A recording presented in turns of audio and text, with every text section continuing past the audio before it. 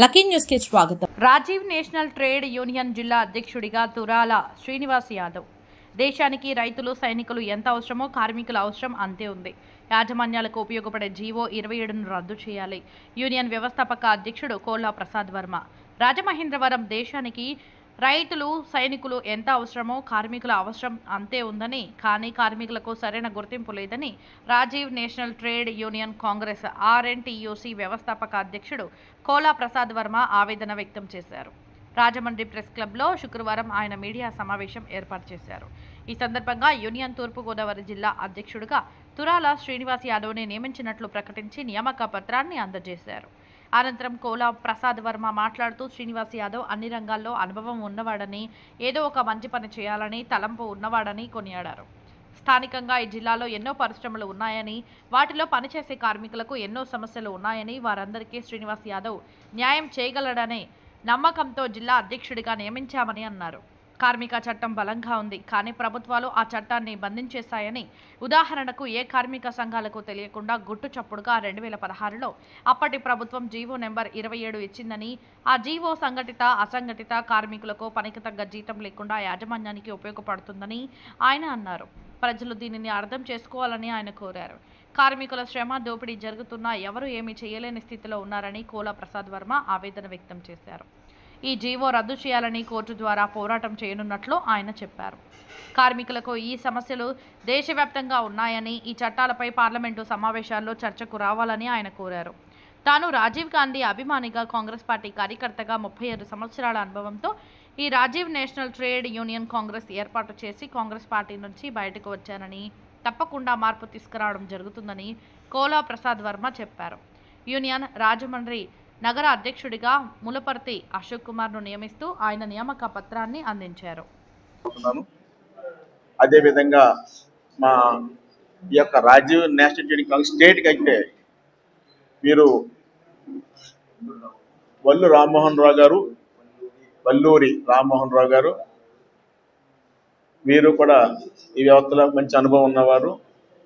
అదేవిధంగా వీరు నలుగురు స్టేట్ RNTUC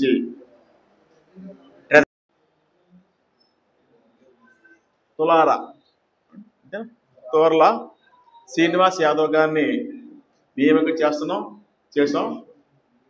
అపాయింట్మెంట్ ఆర్డర్ మీకు సోదరు మీకు అందజేస్తారు. తరువాత అదేవిధంగా ఈ అశోక్ కుమార్ నియామకం కూడా జరిగింది. వాటిని కూడా త్వరలో మెయిల్ పెట్టి పంపిస్తాం అడ్రస్. ముఖ్యంగా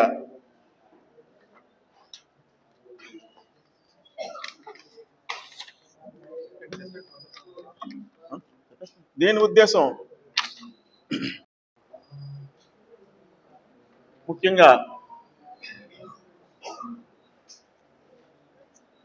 ఈ కార్మిక సంఘాల్లో నాకు 35 సంవత్సరాల పైనుంచి ప్రతి విషయంలో ఏం చెయ్యాలన్న దానికి అనుభవం ఉన్నది సంపాదించుకున్నాను. అది INTUC కాకినాడ నగర అధ్యక్షుడిగా, జిల్లా అధ్యక్షుడిగా కూడా కొనసాగాను జగ్గంపూడి రామ్మోహన్ రావు టైంలో. తర్వాత ఈ రాజమండ్రిలోనే మీకు దగ్గరలో ఉన్నటువంటి లాలా చెరువులో ఒక జీడిపేకర్ ఫ్యాక్టరీ మీద కూడా కొన్ని విజయాలు సాధించాం. పేపర్ మిల్లో ఒక వ్యక్తిని పెట్టి జోసెఫ్ రాజు మీద నా వ్యక్తిని నెగ్గించుకున్నాను. నారాయణమూర్తి అన్న వ్యక్తిని పెట్టి ఇక్కడ ILTD అని ఉంది మీకు కనపడుతుంది. దాంట్లో కూడా నా వ్యక్తిని పెట్టి కార్యక్రమం చేస్తాం, అగ్రిమెంట్లు కూడా చేసాం. సరే, రాజమండ్రి పరిసర ప్రాంతాల్లో అన్ని భారీ పరిశ్రమలే ఉన్నాయి. ఏది కూడా చిన్న పరిశ్రమ ఏది లేదు, అన్ని భారీ పరిశ్రమలే ఉన్నాయి.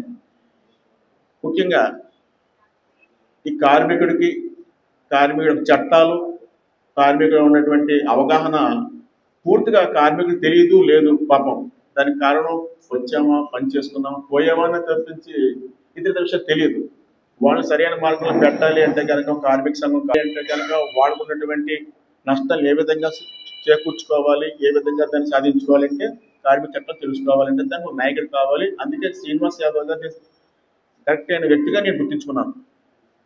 ముందుకు వెళ్ళగలడు, అనుభవం ఉంది, నిర్భయంగా మాట్లాడగలిగిన వ్యక్తి, చేస్తాడు నమ్మకం నాకు పూర్తిగా ఉంది.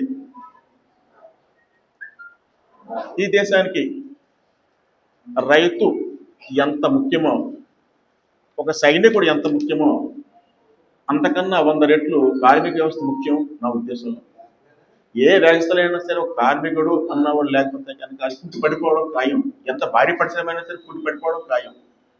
అటువంటి కార్మికుడి యొక్క చట్టాలని చీకట్లో కప్పి కార్పొరేట్ వ్యవస్థ చేతుల్లోకి వెళ్ళిపోయింది కాబట్టి కార్మికుడు నిర్భాగ్యుడు అయిపోయాడు. ఇంకా మీ యొక్క సమావేశం ముఖ్యంగా తెలియజేసే విషయం ఇంకొకటి ఉంది.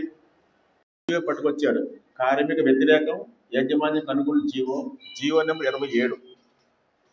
అది కూడా మీకు అందజేస్తాం. ఈ జీవోలో సారాంశం ఏంటంటే అంత అవసరం లేదు. ఇది కేవలం కార్పొరేట్ వ్యవస్థకు అనుకూలమైన జీవో అని చెప్పకనే చెప్పచ్చు.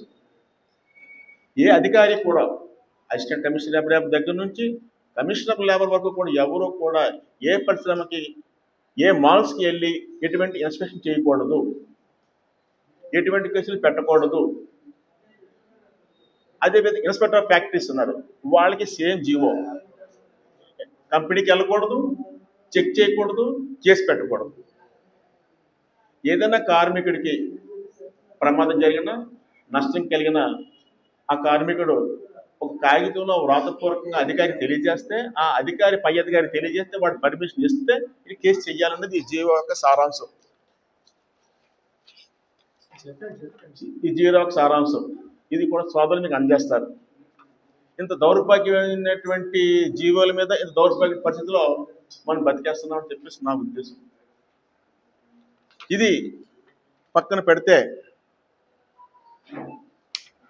ఈ జీవోని ఎలా అపోజ్ చేయాలంటే ప్రస్తుతం ఉన్నటువంటి కార్మిక సంఘాలకు చాలా మంది తెలియని విషయం ఇది. నా ఒక్కడికే తెలిసి నేను చెప్పను, కానీ నేను దీని మీద కొంత పోరాటం చేసి డిప్యూటీ కమిషనర్ లేబర్ దెబ్బలాడి పెట్టుకుని ఈ పేపర్ బయట తీసుకున్న తర్వాత నేను దీని గురించి మాట్లాడటం మొదలుపెట్టాను. దీన్ని ఇప్పుడు ఈ ఆర్ఎంటీయూసీ తప్పనిసరిగా సర్వన్యాయస్థానం హైకోర్టులో నేను ఆల్రెడీ కమిషనర్ లేబర్కి గవర్నమెంట్ నోటీస్ ఇచ్చి ఉన్నాను.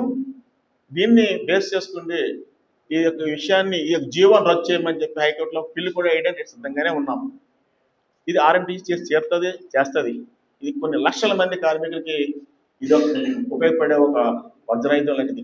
దానికి కారణం విశాఖపట్నం ఎల్ఎన్టీలో ప్రమాదాలు జరిగినాయి, కార్మికులు దుర్భాగ్యులు అయిపోయారు. కాకినాడలో ప్యారీ కంపెనీలో ఒక తెల్లవారి 7 తెచ్చిపోయారు యాక్సిడెంట్లో, బెల్ట్లో పడి. వాళ్ళకి అప్పీల్ లేదు. ఇటువంటి విషయాలు మొన్న విశాఖపట్నం స్టీల్ ప్లాంట్లో కూడా కార్మికులు వస్తూనే ఉంటారు ప్రమాదాల్లో, కానీ 5 లక్షల రూపాయలు ఇచ్చేసి చేయి కడిగేసేవాడు తప్పించి ఆ కుటుంబం ఏమవుతుంది కానీ వల్ల దాన్ని ఏం చేస్తే సమకూరుతున్నారు కానీ ఉద్దేశం లేదు. దానికి కారణం ఈ జీవో అని చెప్పేసి చెప్పగానే చెప్తాను. చెప్పామంటే మీకు దగ్గరలో ఉన్నటువంటి ఆంధ్రప్రదేశ్ పేపర్ మిల్లు ఒకటి ఉంది, ఆర్లిస్ ఫ్యాక్టరీ ఒకటి ఉంది, పెంగాడి పరిశ్రమలు ఉన్నాయి, ఇంకా రకరకాల పరిశ్రమలు చాలా వచ్చాయి. ఇక్కడ నాకు తెలిసినంత వరకు మీరు ఏ కార్మికుడి దగ్గరికైనా వెళ్ళి తెలుసుకోవాలి. కార్మికుడు చెప్పాలనేటువంటి వాళ్ళకి అంత అవగాహన లేదు దీని మీద. దీని ముందుగా మీరు ఒక టౌన్ మీటింగ్ పెట్టండి. టౌన్ మీటింగ్లో మీకు నచ్చిన ఆటో వర్కర్స్ని, టౌన్ మీద షాపింగ్ ఎంప్లాయీస్, షాప్ అండ్ ఎస్టాబ్లిష్మెంట్లో ఉన్నటువంటి మాల్స్లో ఉన్నటువంటి వాళ్ళని పిలవండి, హోటల్లో పనిచేస్తున్న కార్మికులు పిలవండి, అన్ని విభాగాలను పిలిచి ఒక్కరిని ఇద్దరిని పిలిచి వాళ్ళ విషయాన్ని తెలియజేయండి. ఆర్ఎంటీయూసీ అన్నది ఒకటి ఆవిర్భావం జరిగింది, దానికి అధ్యక్షుడిగా ఉన్నాం. త్వరలోనే మీరు ఒక జిల్లా కమిటీ కూడా మీరు జిల్లా కమిటీ వేయాలి తప్పనిసరిగా. ఇది ఒక్కరి మీద జరిగే పని కాదు కాబట్టి మీరు త్వరలో జిల్లా కమిటీని వేసి ఆ యొక్క వివరాలు మాకు తెలియజేస్తే దాని మీద మేము మీకు ఆర్డర్స్ పాస్ చేసి విషయం తీసుకుంటాం. అదేవిధంగా మీరు కూడా సోదరులు, మీరు కూడా టౌన్లో విషయం వచ్చేటప్పటికి ప్రతి జిల్లా మీద పెట్టకుండా మీరు కూడా చాలా చాలా యానికి ఇక్కడ వాన్సెట్ గంగాధరం వీళ్ళందరితో కలిసి తిరిగి నేను కాబట్టి చెప్తున్నాను. ఎవరో మీ ఇంటికి తల్లికొట్టి నాకు నష్టం జరిగింది చెప్పుకునే పరిస్థితి కాదు. వాళ్ళు పని చేసామా పోయామని తప్పించి మీరు దాన్ని హ్యాండిల్ చేయండి. కస్టమర్ తోటి వెళ్ళండి, వాళ్ళు వెండి తట్టండి, మీ వల్ల కాకపోతే సోదరు చెప్పండి, లేబర్ కమిషన్ నోటీస్ పెట్టండి, పిటిషన్ పెట్టండి, పిటిషన్ పెట్టండి. తప్పనిసరిగా జాయింట్ మీటింగ్ చేస్తారు. మీ విషయం పరిష్కరించే చాలా సులువైన పని, అది చాలా సులువు. మేము చేయలేమని మీరు అనుకోవద్దు, చాలా ఉన్నాయి. మీ జాడి కారణాల చేత అది కుంటుపడింది, కానీ చేసేవాడు చేస్తున్నారు. ఆర్ఎన్టీయూసీ రాజీవ్ గాంధీ గారి అని నాకు అభిమాని కాంగ్రెస్ పార్టీలో 35 సంవత్సరాల నుంచి కాంగ్రెస్ పార్టీలో ఉన్నాను. నాకు రాజీవ్ గాంధీ గారంటే గౌరవం ఉంది. దాన్ని ఏదో విధంగా చెయ్యాలి. ఈ యొక్క దాన్ని జాతీయ స్థాయిలో నేను డెవలప్మెంట్ చెయ్యాలన్నది పెట్టుకున్నాను కాబట్టి కంపల్సరీగా ఏం జరిగినా దీన్ని పార్లమెంటు స్థాయిలో బిల్లు జరగాలి. పార్లమెంటు బిల్లు జరిగితేనే పూర్తి న్యాయం జరుగుతుంది కాబట్టి మీ ప్రెస్ నోట్లో పెట్టాను.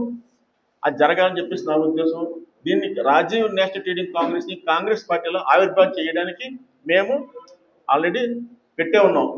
కొన్ని కారణాలు జరిగినాయి. ఏంటంటే రాహుల్ గాంధీ గారు భారత్ జోడో యాత్ర, ఆ తర్వాత ఎలక్షన్ రావడం వల్ల మా ఫైల్ పెండింగ్ పడింది. త్వరలో అది కూడా అయిన తర్వాత ఢిల్లీ స్థాయిలోనే నేను ప్రెస్ మీట్ పెట్టి మీ విషయం తెలియజేస్తానని చెప్పి ముగిస్తున్నాను. పోలా ప్రసాద్ వర్మ గారికి ధన్యవాదాలు తెలియజేస్తూ, ఆయన కాంగ్రెస్ పార్టీకి అనుబంధంగా జాతీయ స్థాయిలో ఈ కార్మిక సంఘాన్ని నియమించడం జరిగింది. దీనికి తూర్పుగోదావరి జిల్లా అధ్యక్షుడిగా నన్ను, రాజమండ్రి నగర అర్బన్ అధ్యక్షుడిగా మరుపర్తి అశోక్ కుమార్ని నియమించారు.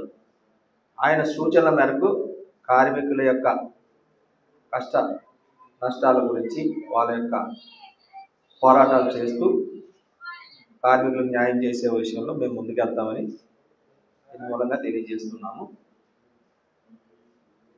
ఇంతే సమస్య.